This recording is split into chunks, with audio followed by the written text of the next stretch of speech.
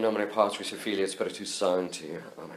Ave Maria, gratia plena Dominus tecum, benedicta tu in mulieribus, et benedictus fructus ventris tui, Iesus.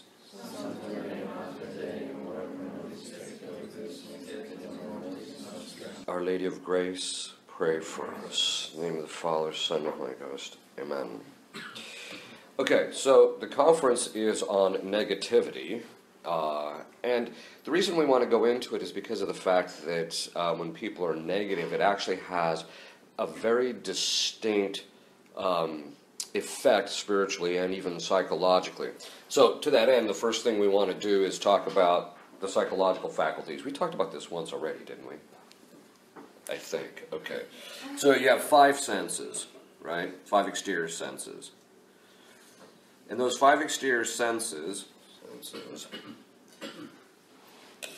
are unified by what's called the common sense power. And basically what this power does is it takes all your sense experience and unifies it into one image and expresses it into your imagination in the form of an image. Okay. And we know that, by the way, this is all part of the material side of a human being. This is all material. And the reason we know it's material or that it's part of the brain is there's an actual part of the brain that when it dysfunctions, people hear things at a different time in which they see it. Okay. So it expresses this image into the imagination. Then, and at the same time, it also expresses it into the memory. Okay. Then there's this thing called the cogitative power. And basically what it does is it has the power of association. It looks at the image, looks at the image in the imagination, and then it goes back into memory and compares the images or finds the images that are similar to it and then takes the information from those images and merges it back into the imagination. So how do we know this actually happens all at the level of the brain? It's pretty simple. So when your mother walks into the room, the image in your imagination is this figure of a woman, and you have this image of a woman in your imagination. The cogitative power goes back into memory, brings the information that this is your mother, merges it back from past experience, merges it back into the image, and so you immediately recognize that she's your mother. This happens almost instantaneously. It's very quick. The more intelligent you are, the quicker that it actually occurs. Okay. So then, this is, and we also know this because Alzheimer's patients, people that they've known all their life, the plaque builds up on the neurons, and so as a result of that, they can't make those associations, and they can't remember certain things, and so people that they've known their whole life, they don't recognize and they don't know who they are. So we know this all occurs at this level. Then, of course, we have an agent intellect, which is the ability to abstract, but the agent intellect abstracts the concept. By the way, don't worry about this. This will all become important. You'll see why this.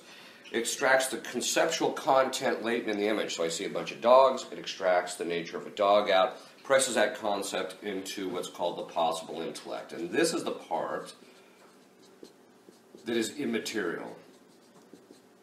This is why Father Hardin said you can have a mind, you can have intellectual, in fact, people in heaven have intellectual activities, but they don't have their body. So we can actually have activity intellectually that does not correspond to that there's no bodily organ performing anything in relationship to it. This concept then, once that concept enters my mind, I have the act of understanding. Then the possible intellect makes an active judgment, and it does that by looking back at the image. So if someone tells me all dogs are 4-footed, okay, except for the guy that happens to get his leg chopped off. We're talking about normal dogs. Okay. So the dog, I have this concept of dog, and then I have to go back to the image and think about 4-footed. My cogitative power goes back into memory and tries to make any association of any dogs that by nature only have 3 legs or something of that sort.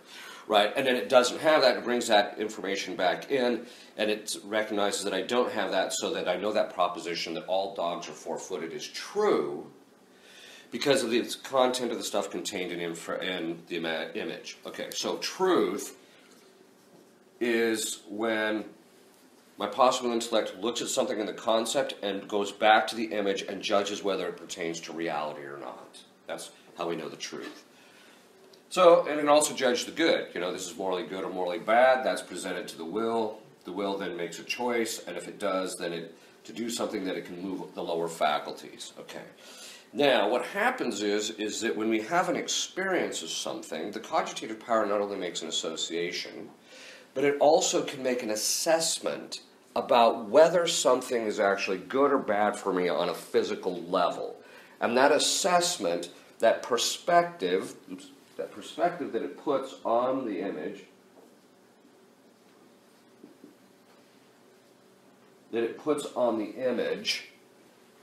that particular perspective that it's good or bad or what have you, is what ends up moving my emotions. So I have my appetites, who sit and watch what's in the imagination, and then when they get moved, I have an emotion. Okay. And that emotion is determined by the perspective that you take in relationship to it. So if it's something that's future, and it's evil, and you can't overcome it, you're going to have the emotion of fear. If it's something that's future, but you can probably attain it, and it is attainable and you actually want it, then you have the emotion of hope. Okay, so this is basically all how that's us in a nutshell. Okay, now, what's this got to do with negativity? Here's the thing. There's actually 4 kinds of negativity that I want to talk about, but the first one is the person who just simply always sees what's negative, prescinding from any particular content. This is the person who spiritually is always looking at everything that's wrong instead of everything that's right. Okay, so this is the person. Now, why is this a problem? Because if I'm focusing on what's wrong, what I am is I'm focusing, I have to have the image of the things that are wrong. From that, I have then the emotions arise, right? And so the negative emotions arise, like hatred, which you see, I mean, among some of the traditionalists. Hatred, anger. Anger is a perception of injury with a desire for vindication. As a result of that, because they see the church getting hurt, they get very angry very quickly, and they're always focusing on everything that's wrong in the church. Or they'll just focus on everything that's wrong in their family or in their amongst their kids or their parents or whatever the case is. They're always focusing on what's negative, and then they're angry. They wonder why they're angry all the time, right? Well, it's because of the fact that the image, the perspective on the image, is causing the emotion of anger. And so if so you're always looking at it that way. But then you got another problem on your hands. If you keep doing it, then you end up habituating the emotions and disposing them to easily move to anger or sorrow or despair or hatred or whatever the case, or any negative emotion. You dispose it to easily move that way. And then you also habituate it so that it's very easy to do it. So then basically what happens, and this is basically what depression is that people are just focusing on the negative all the time. Okay. But then also the other thing is that when you make the choice to keep thinking about the thing, the will moves the imagination to stay focused on the thing. And so the cogitative power learns that when certain things come into your experience, or your family members or whatever the case is, comes into your experience, that the cogitative power, because you're looking at the negative all the time, the cogitative power gets habituated into doing what? Going back into the memory and finding what? Not the good stuff about the individual, the bad stuff about the individual. And so it's constantly bringing stuff back into it. This is when people, if they've had a bad experience of somebody and then they've kind of given into the thought and thinking about it, they'll say, why is it that every time I'm around him or her, I just want to strangle her? And I don't even know why. You know, the thing she did was long year in the past. Yeah, the problem is that you habituated the cogitative power to look at it that way. The second thing, and the next thing is that the possible intellect, when it makes an active judgment here to know the truth of something, we can habituate our intellect to make specific kinds of judgments in relationship to specific kinds of things. So that if we're always looking at something in a negative way, we're going to habituate the possible intellect to look at everything from the point of view of what's negative. Now, then, the will is a blind faculty. It can't will anything on its own. So this negativity, this negative judgment that we have of people or things or whatever the case is, which is in the possible intellect, is presented to the will, which then means that the will is going to suffer sorrow and things of this sort, and it's going to be painful to our will, or we'll start taking delight in it. Where does that come in? St. Thomas says, when we act according to the disposition that's in our faculty, regardless of whether the object causes pain or not, we get a pleasure out of it. They discovered this in modern brain studies, that people who are depressed, their brain actually releases pleasure drugs when they think about negative stuff. Okay, and we can get into the habit of that. And the converse of that is the case. We know is the case, because if we're in a negative disposition and then somebody comes along and tries to cheer us up, we find the guy annoying and we don't want to go that direction. We find it painful, right? We find it the opposite. Okay. So basically, if you're focusing on the negative all the time, now it doesn't mean that you put your head in the sand. It just means that you only give something the degree of tension that it's necessary. Usually what drives the negativity is some kind of an attachment. They have an attachment to the church, or the state of politics, or the state of their family, or whatever the case is. And so as a result of that, they're always looking at the negative, and they're always trying to purge the negative out of the individual. Right? So, and this is something that can be a bit of a problem, because I've met families where the father or the mother is extremely hard on the children because they think if I keep on top of them, eventually they'll become perfect.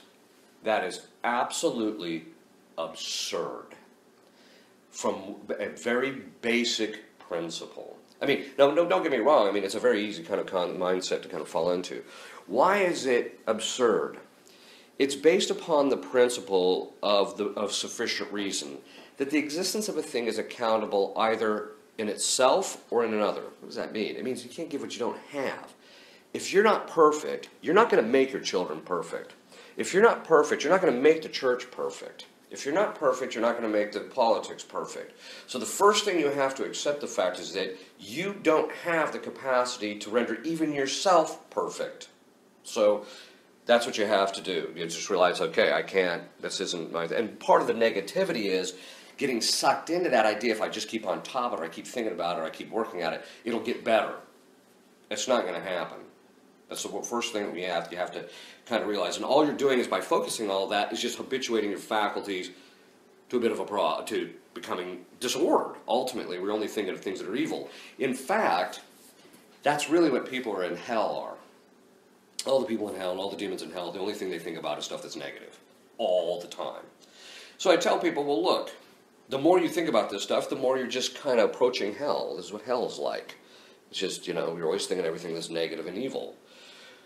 Whereas everybody in heaven, even when they see bad things happening, there's still joy. Now, okay, so what does this mean? It means that part of this negativity is only focusing again on the things to the degree that's necessary on your state in life, which is going to be the series of things we'll talk about later, but necessary regarding your state in life, and don't spend any more time thinking about it. Not any more time than is absolutely necessary in order for you to fulfill your duties, or whatever the case is, or to pray, whatever, but you don't focus on it. This negativity where you're focusing on the thing and then things become disordered. By the way, when you're focusing on the thing that's negative, what happens is over the course of time, when you're always looking at the thing negative, if the reality is that the thing changes and isn't as bad as you think it is, eventually you stop knowing the truth about the thing. This is what happens all the time when I talk to people about the papacy. Everybody is looking at the situation in the papacy, and there's just constant negativity. If they knew what the limits were of papal infallibility, and also, the fact that historically there have been popes that have held heretical ideas, they would realize, okay, as long as it's within this confines, it's not an issue. They would focus on the positive aspect. Under these conditions, he's infallible. Under these, don't worry about it. God will take care of it. Okay. So, and it doesn't mean I don't pray for them. It just means that I can't be focusing on it. But what's happening is now they're getting to the point where their judgment is getting drawn to one extreme or another. St. Thomas says that truth is judging a thing not greater than it is, not less than it is, but as it is. And what's happening is when you become really negative, you tend to judge things based upon defect, to where you don't fully grasp the truth of the situation. This is true about practically everything. It's very true about traditionalists, even in relationship to their own interior life, which we'll talk about here in a minute. But it gets to the point where they stop being able to see the truth of the matter. And, of course, because they're thinking of the negative, they're having these emotions all the time. And over the course of time, the emotions start getting the better of them, to where they're not thinking clearly at all. And then they end up with something like sedevacantism or the like, because they're not thinking clearly. They just don't want the emotional pain or whatever the case is that goes along with it, even though they're constantly thinking about how bad the Pope is or something of that sort. Okay. So, then, if you look at the different kinds of negativity, so in other words, basically what it boils down to is, if you constantly think of things negative, you're never going to become perfect. You're not going to make the things that you want to become perfect, that you see the defect in. And third of all, you're just going to develop vice. Your emotions are going to be out of control. You're going to be angry. You're going to be this. You're going to be that. You're never going to fully conquer those things until you get your mind off it. I tell people who are scrupulous, they're looking at their own problems and their own sin and their own thing. That's just a form of negativity. But part of it basically boils down to is that, you've heard me say this before, you're not that important. That's what I tell people who are scrupulous. You're constantly thinking of yourself, right? Which brings up a very important point. Demons have a principle. They got several of them. And one of them is anything but God. Anything but God. And that means even state of the church, thinking about spiritual matters, anything like that, as long as it's not God. They don't care. If they can get you totally hung up about some particular spiritual issue and get you focused on that and spending all sorts of time, they know they've got you derailed because you're not focusing on God. Okay. Negativity, and in the traditional movement, one of the reasons we see so little advance among the traditionalists in holiness is because they're all getting bogged down in the negativity of all the stuff that's wrong, instead of focusing on God, ultimately. And if you tell them that, they just kind of look at you like you're from outer space. But the point is that that's part of the difficulty. So with negativity, the demons try and get you negative in order to get your mind off of the thing that's really important, which is God, ultimately. There's 4 kinds of negativity I want to talk about. The first is in relationship to self. Now, negativity in relationship to self is usually based upon our own sinfulness. We look at ourselves, we realize we're sinful, we got these vices, we got this problem, I got that problem, etc. But the difficulty with ourselves is, St. Thomas says that when we think of ourselves, God inclined us to see that we're actually good, in some manner at least. And so, as a result, by natural law, by the way, and as a result of that, he says that it's very easy for man in the state of fallen nature to think himself better than he actually is, to become intoxicated with the pleasure he gets out of thinking about himself, he says. Okay.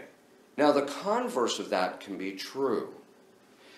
Most negativity that I find in relationship to people and themselves is rooted actually in overestimation of themselves. Now, it sounds counterintuitive, but there's a real logic to it. Basically what it is they'll look at themselves and they'll say to themselves, I cannot believe I did that in the past. I cannot believe, in other words, they look at those things in the past that they did. It's painful. They don't like it. They think to themselves, I should have been better than that. Really? You think so? You think without grace that you're going to be better than that? And that's the real key point. And so when they start looking on themselves, or when people beat themselves up constantly and have this self-loathing and think they have to beat themselves up in order to do that negativity towards themselves, it's because of why? They're not focusing on God. God is the one who's going to get that corrected. God's the one who's going to heal that. God's the one who's going to do those things through his grace to get you straightened out. You're focusing on yourself and beating yourself up is never going to correct it fully. It's impossible. Again, because we're back to the principle of sufficient reason. You can't give what you don't have. You would like to think that you should have been perfect. All right, look, you're not the Blessed Virgin Mary. So you can cut yourself a little bit of slack. It doesn't mean that you just say, okay, then I don't have to worry about any of my sins in the past. That's not what I'm saying. What I'm saying is that when it comes to the correcting of the problem, all of the saints say there comes a point, especially at a turning point towards the end of the passive purgative way, where the surrender to God to correct the problems has to become total and complete, because we can't, our defects are so deeply rooted that we cannot root them out ourselves. He has to do it. He's the only perfect agent that can root them out fully. So that means that in relationship to ourselves, there's two things that have to happen. One is, you got to quit thinking of yourself. You're just not that important. But also, because if you're beating yourself up, you're thinking about yourself. If you're loathing about yourself, I hate myself, you're still thinking about yourself. You're not that important. Start thinking about God. The second thing is God gets more into your faculties. Ironically, these other faculties, the disorders that you've caused from the negativity and thinking about those negative things will start to get corrected just from thinking about him, because the habits will start to be slowly broken. But there's another thing too, and this is the year of mercy, although something tells me that at the end of this year of mercy we're going to get mercilessly whopped. But anyway, we have to have mercy on ourselves. What is mercy? This is a huge question right now, because everyone's running around saying we should be merciful to them, which really is just another way of telling, in some people's minds, just saying it's okay to let people remain in their sin. That's not true. That's false mercy. True mercy is what? St. Thomas says that mercy is the loosening of the bonds of justice for the sake of the individual to whom justice would be applied. In other words, with us, with God, it's better for us spiritually for him not to make us pay the full effect of all of our sin because if we did, it would just be brutal and we would never advance spiritually. It's better for us to be loosened to those bonds of justice so that we can be freed of that, so that we can move towards God, right? In other words, we can actually advance towards him. So when we're talking about mercy to other people, it just basically means that what? That we recognize that we shouldn't be so harsh and severe on them, because we recognize that in ourselves we would be just as bad without grace. But it doesn't mean that we just leave them there. True mercy is, I want what's best for the person. I'm letting them off. I'm not going to hold the bond of justice against them. I'm going to forgive them for their sake. Now, this is important, because this means that on the external level, St. Thomas says, should I extend charity to everybody? And he says, well, interiorly, you have to have charity for everybody. And interiorly, we have to have mercy for everybody, or forgiveness for everybody. However, in relationship to the external manifestation of that, he says it's governed by prudence. Because there's some people, if you're merciful to them, they're just going to get worse. So, or in the case of charity, if you're charitable to them, it's just going to confirm them in their sins, which makes them worse. This is a very key point, because just letting people out the hook and say, it's okay, they're living together, don't worry about it, or have mercy on them, or give them communion as a matter of mercy, you're actually harming them. That's not merciful, because you're not seeking after what's good for them. In fact, what you're doing is you're confirming them in their disorder, which is actually vicious. Okay, so that all being said, the same actually applies to ourselves. Why do we have to let loose of the mercy in relationship to, or why do we have to have mercy for ourselves in relationship to our past sins? Well, because it's for our spiritual well-being in a few ways. The first is that when we are harsh on ourselves, again, we're not going to correct ourselves, and we're acting contrary to charity. We have to have charity for ourselves, where we love ourselves, not for our sakes, but for God's sake. And if we're harsh on ourselves, we lack charity. The second thing is that if you're holding on to the debt of justice in relationship to yourself that you violated, you're still holding on to your sin. There's an attachment to your sin. and to fully let loose of that sin from the past, you have to have mercy on yourself and say, okay, I forgive myself, which means I'm going to not try and force myself to pay the full debt, because I can't. So I'm just going to let loose of it, trust it to the mercy of God, and ask Him to correct it, and ask Him to apply His mercy to me. Okay. If we don't do that, if we're just constantly negative in relationship to ourselves, which most traditions are, then, and it's because of this subtle Pelagianism.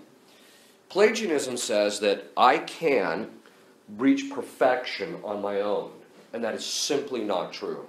We cannot reach it because we don't have it, right? So that means that the first step, one of the first steps, and you'll see this, there is transformational changes in people's spiritual lives when they forgive themselves for stuff. Doesn't mean they let themselves off the hook. They still have to do reparation, and there's certain things that they have to do. They still have to work on trying to correct it, but they're not going to beat themselves up about it. They're just going to set about the task. By the way, if you're beating yourself up about it, it means you're beating yourself up. It doesn't mean you're correcting the problem. Correcting the problem is working on the specific actions to overcome that vice. Beating yourself up is not performing those actions. So that's again why you have to forgive the debt, is you have to have mercy on yourself so that you can actually move forward. But that mercy is like any other mercy, and many people who have heard my conferences heard me say this: mercy is for two kinds of people, the stupid and the contrite. We know from the Old Testament, God says, if you're sorry, I'll let you off of this. Why? Because when we're sorry in relationship to something, what happens is when we committed a sin, we looked at it under the aspect of the good, which was false.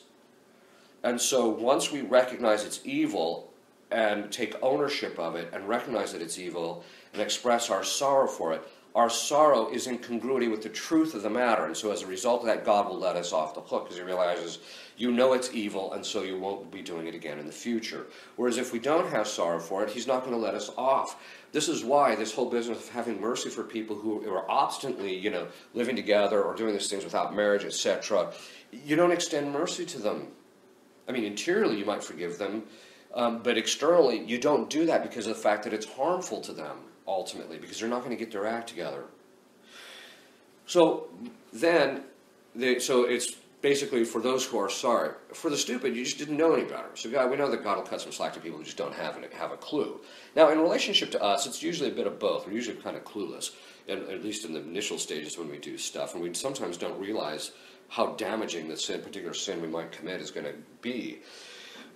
But then also we actually have to forgive ourselves in relationship to these things and quit holding on to the debt, because that, as I mentioned, then we're not actually moving forward, and we're not developing charity in relationship to ourselves. The other part of that is that if we don't forgive ourselves, very often people will go to confession, they'll confess a sin. I'll ask them, did you confess a sin? Yes, but you won't forgive yourself. No, that's the sin of usurpation. You're usurping the role of God. You're telling God, you forgave me, but I'm not going to forgive myself. You're standing in judgment even of His forgiveness, which is a problem. So you have to be willing to forgive yourself in relationship to that, just as a matter of being humble before God, letting loose of the debt. Because in heaven, everybody's forgiven themselves. They've let loose of the debt. They've let loose of all these things, and to allow God in order to perfect them. Because if you keep holding on to the defect that you've committed, or the sin that you've committed, you're still holding on to the sin, which means you're not getting rid of it. Okay. At least interiorly, psychologically.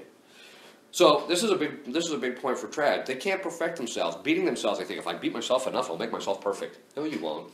You're just going to make yourself a bloody pope, that's all, in the end. And in the end, all you're going to do is just increase your disorders, because you're going to keep thinking of all this negative stuff, and then in the end, it's going to be bad. By the way, in heaven, everybody judges themselves as good. Does that mean we should judge ourselves as good in this life? Yes, but from a very distinct cause. We should not look at ourselves as good in ourselves and because of anything we've done. But we should look at ourselves as good as insofar as what God has caused in us. By beating ourselves up and by refusing to see anything good in ourselves is contrary to humility. Because you're not willing to lead life in accordance with the truth. God has caused some virtue, even in the worst people. St. Thomas says that there's no man who is completely devoid of the truth. It is also true in virtue. There's always some area, even in the worst people's lives, where there's some semblance of virtue, okay? But that's not from their cause, it's from God, so that the humility is to look at the good, recognize it, but refer it back to God. And when you do that, he'll increase it. Whereas if you're going to beat yourself up, you're basically telling God, I will make myself good. No, you won't. You're trying to basically take credit for making yourself good, so you got to stop that, okay? This means, therefore, that we have to have charity for ourselves. Okay, now charity means love of neighbor and love of God for the sake of God. But charity, St. Thomas says, it says, if you look at the fruits of the Holy Spirit, that is, in the fruits of charity, charity is love of God, which means that you're willing the good, and you're willing yourself good, by the way. To punish yourself nonstop is not willing yourself good. It's kind of a disordered thing of, I think I can purge myself. No, that's not how you purge yourself. Okay. So this love is, St. Thomas, we have love, he says, when the thing that we love is present to us, or that we think about it in some way. And so as a result of that, we have this love, which he says is kind of a, in Latin, it's complacentia. It's a kind of a pleasingness with this thing that we have. So when we love God and love our neighbor for God's sake, then he says from that proceeds the next one, which is joy. Why? He says because joy is the result in the will, it's the effect in the will of the beloved being present to the beloved, to the lover. So when we love God regularly, there's going to be a certain joy and a peace and joy that will overtake us as a result of that. Then, he says, and by the way, this is one of the ways you know there's practically no charity in the traditional movement. Because there ain't nobody happy. Everybody's miserable, walking around, beating up on all the magisterial members and each other, right? Okay. And then, of course, St. Thomas says that when our will is focused on God and perfectly ordered towards God, there's peace, which is the tranquility of order, because of the fact that our will is now ordered in the way that it was designed to be ordered. And so as a result of that, this is another sign that you know there's very little charity in the traditional movement, because there's very little peace. You know, when you go to Mass and you see people look miserable.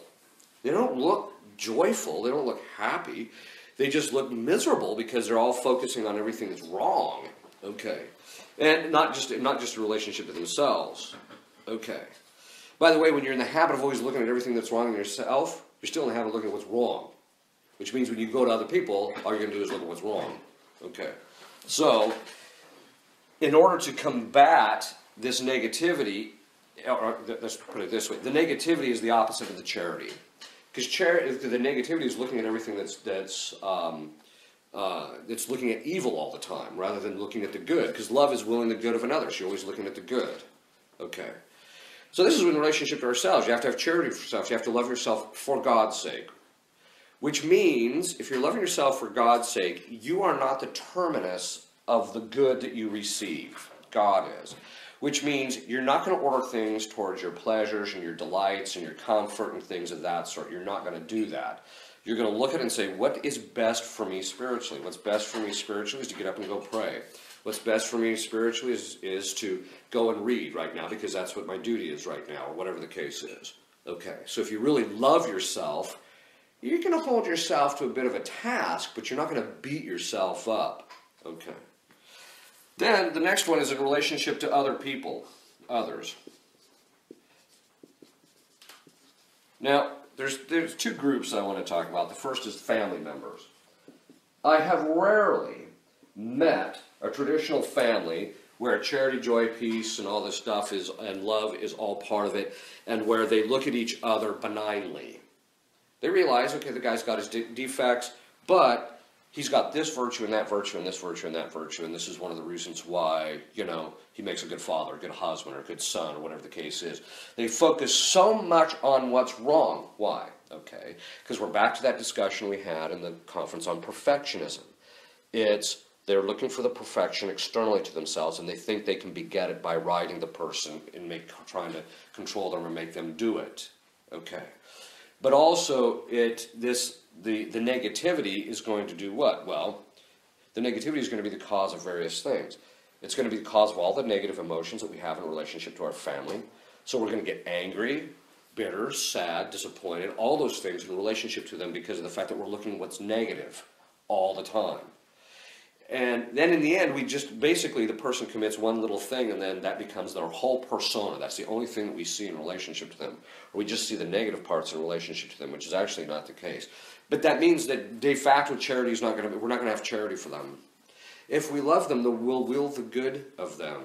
And that means that we'll want what's good for them and seek what's good for them, not look at what's negative and basically want to see what's negative. In many traditional families, they go around looking for the negative. I wonder what that guy's problem is. Or they're kind of figuring out what's his problem, right? First of all, as my sister is fond of saying, that's not your monkey.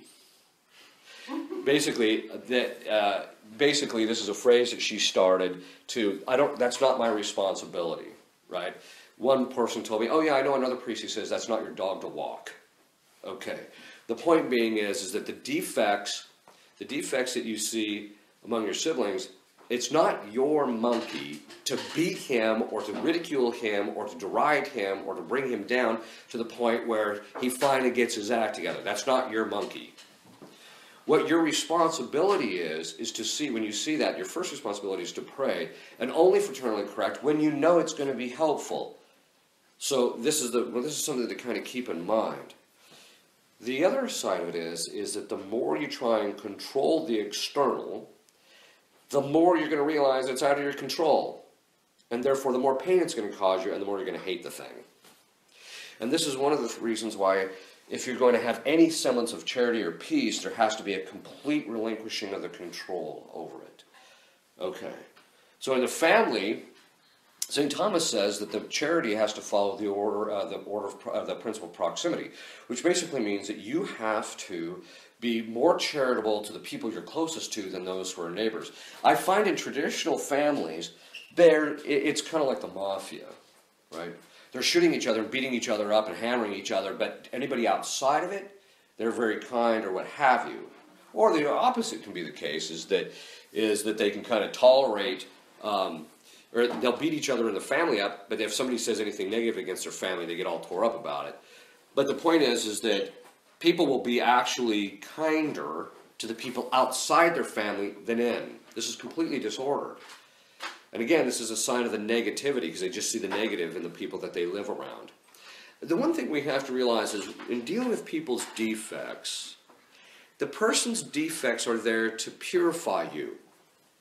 They're not there for you necessarily to get rid of. It's not your job. I mean, you're supposed to pray, and you might have to correct them given the proper circumstances, but your job is to help the person spiritually. And so that may mean that you don't necessarily point out their defects. And if you're just focusing it on all the time, then you're never going to gain any joy in relationship to it. St. Therese said something very interesting. She said when she was in the choir stalls, there was this one nun who would make this clicking noise, and it drove her out of her mind. And then she made a choice.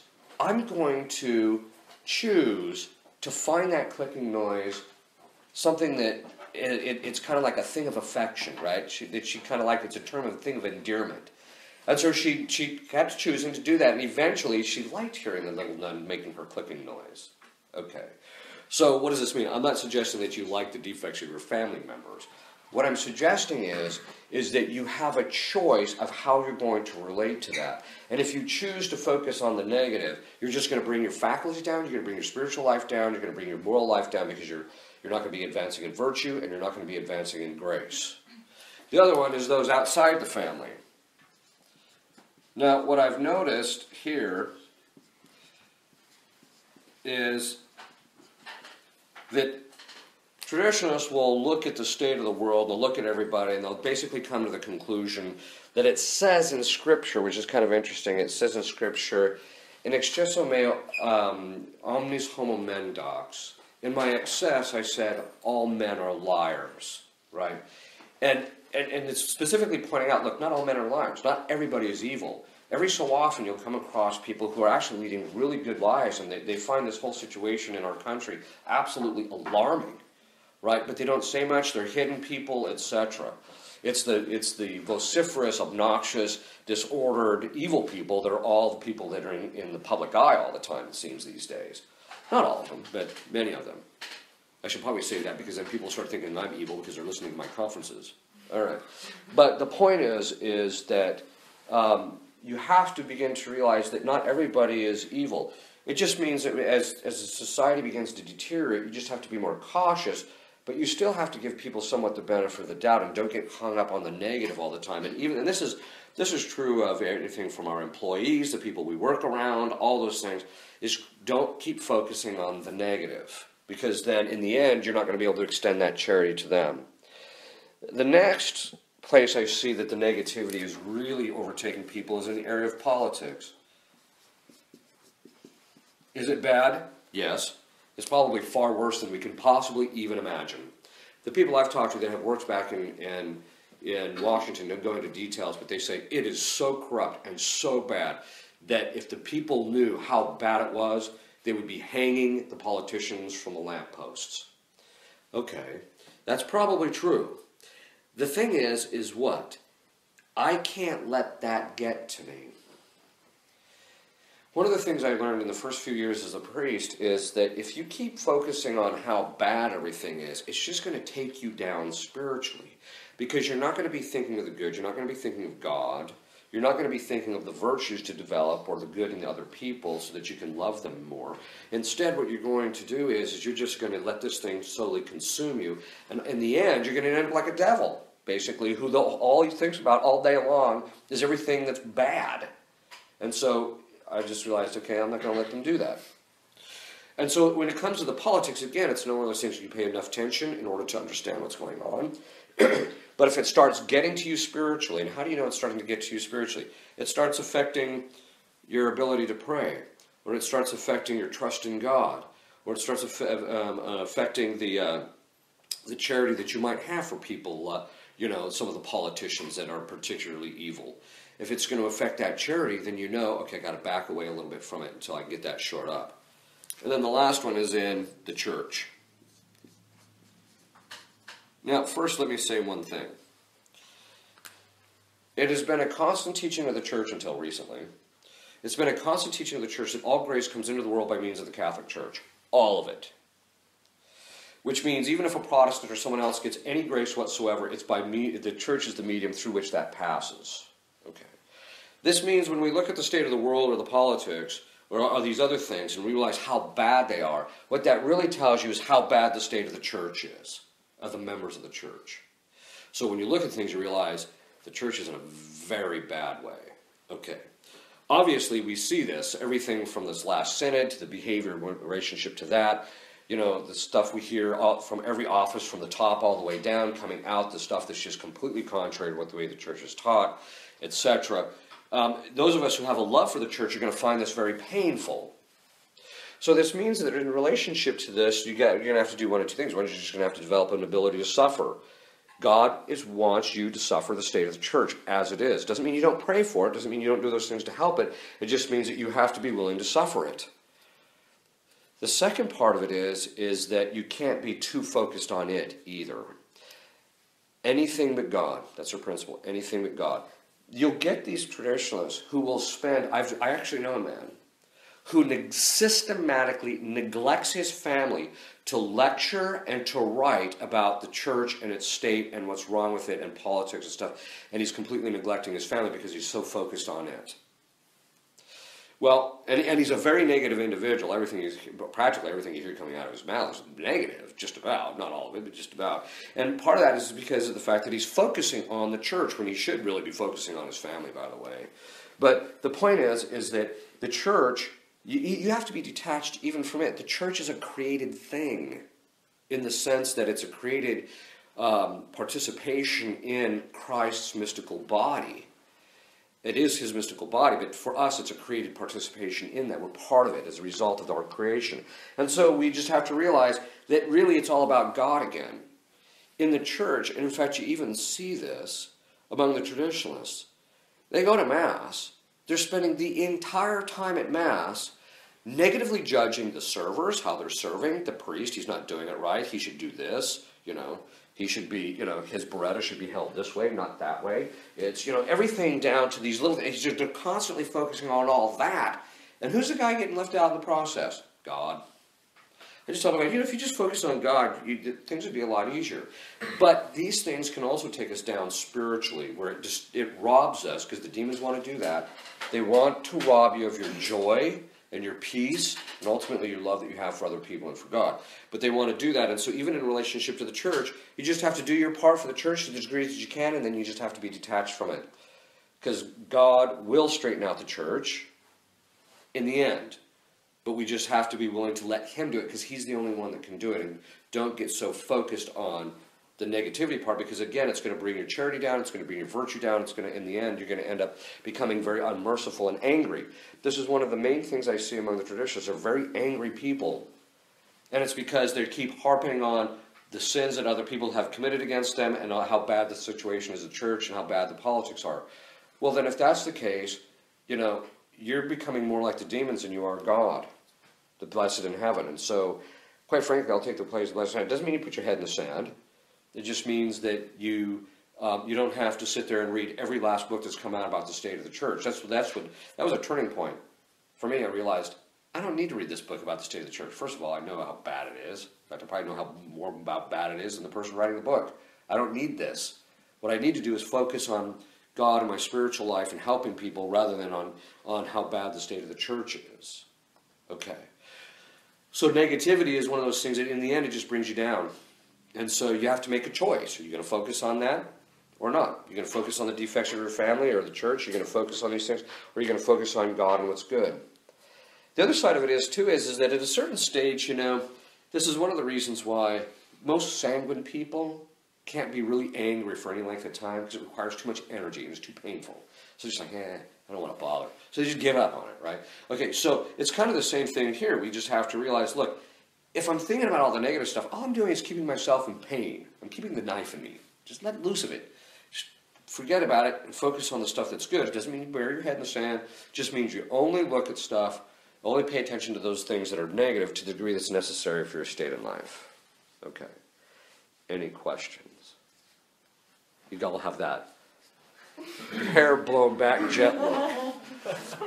Yeah. Well, when you say that the state of the church affects everything else, we as church people, church men and women, we must have some effect on that as well, being part of it. Well, what it means is that now God can use the church without any specific members of the church. However, that means that the grace that's merited, the reason our politics is so bad is because Catholics aren't leading lives of grace and meriting the grace for the politicians. It's basically what that means. And so the fact that we don't pray for these people, and the fact that we don't do anything for them, and the fact that we're not leading the holy lives, and then we wonder why they're, committing fraud and doing everything under the sun and lying to us every time they open their mouth, etc. Well, sorry, but it's partly our own fault. In fact, as I said, the state of the world is, in the end, really the responsibility of the state of the church. It's really based upon the church. So that means that the best way to get the church straightened out in the politics and all this other stuff is for us to become holy, because then we can merit the grace for this stuff to get better. The other thing is, too, is that we get the leaders we deserve. And that ought to tell you something about the members of the church right now, because the people running the church right now are they're not good people, most of them. So, yes. So is it being negative when you're kind of self-critical of yourself in terms of, like, say, playing the piano? You make a mistake, and you're like, oh, I shouldn't have made that mistake. And you just keep on going back. You use that as like a to get better. Yes, but in order to get better, what do you have to do? You have to shift away from the mistake you made in the past to doing what? Like right keys? Yes, exactly. You have to shift your attention away from the thing in order to do it right. If you're only thinking of this is wrong, this is wrong, this is wrong, you're probably going to just repeat the problem. You have to look at, no, this is the right way to do it. And so you can use it, in fact, and that's the way your spiritual life should be when you fall into sin or those things are your sins from the past. they shouldn't be a motivation for you to beat yourself up. They should be a motivation of, I'm going to work more on that virtue. I'm going to conquer this, rather than letting it conquer you in a certain sense. Yes? What would be the recommended, percentage amount of time to...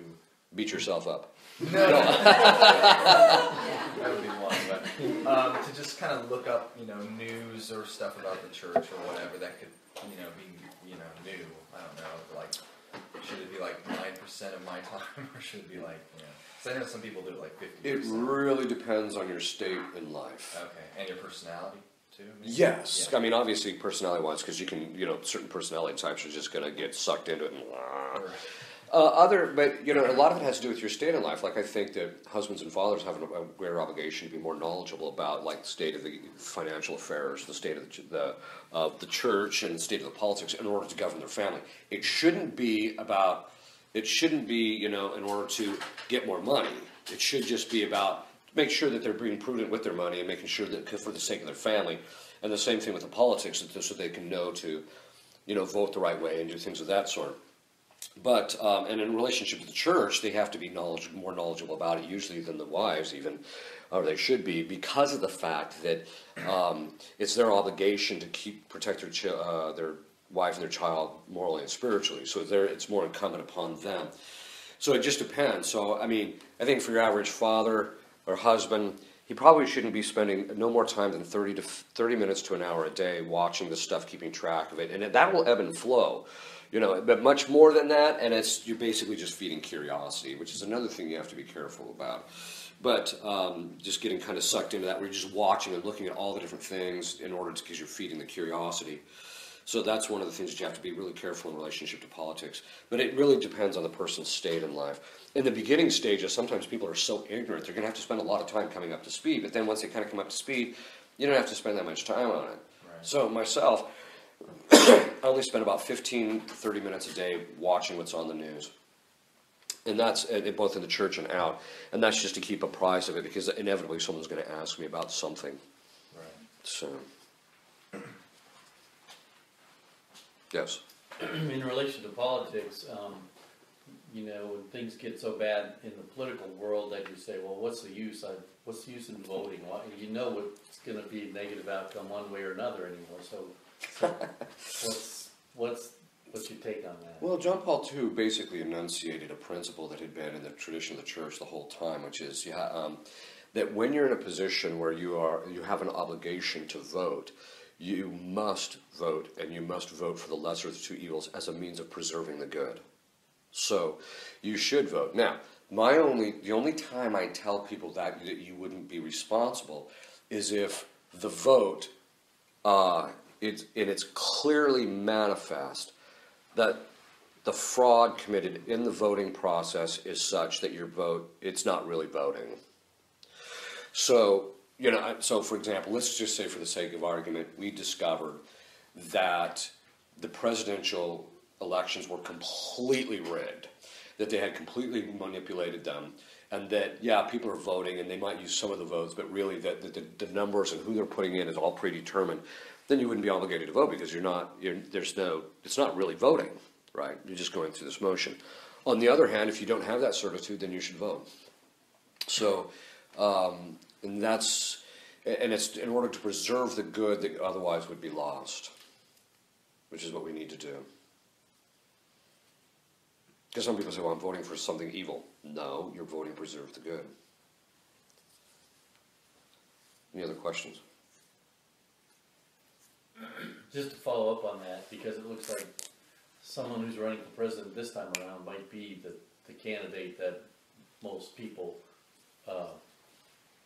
in their right mind would be voting for, but he's not what you call a social conservative. Right. So what exactly is your question? So voting for that person is basically voting for the lesser of two evils, I guess, in that sense. Yeah. Yeah. I mean, he's going to be a little bit more socially conservative than the other candidate, but not by much. Very often. And you just have to preserve what little good you can. So, And if our, we get the leaders we deserve, and you're looking at the candidates for presidency, it's not a good sign of our people. Okay. All right, if you kneel, I'll give you a blessing. Benedictio Deum omnipotentis Patris et Filii et Spiritus Sancti, super vos et semper. Amen.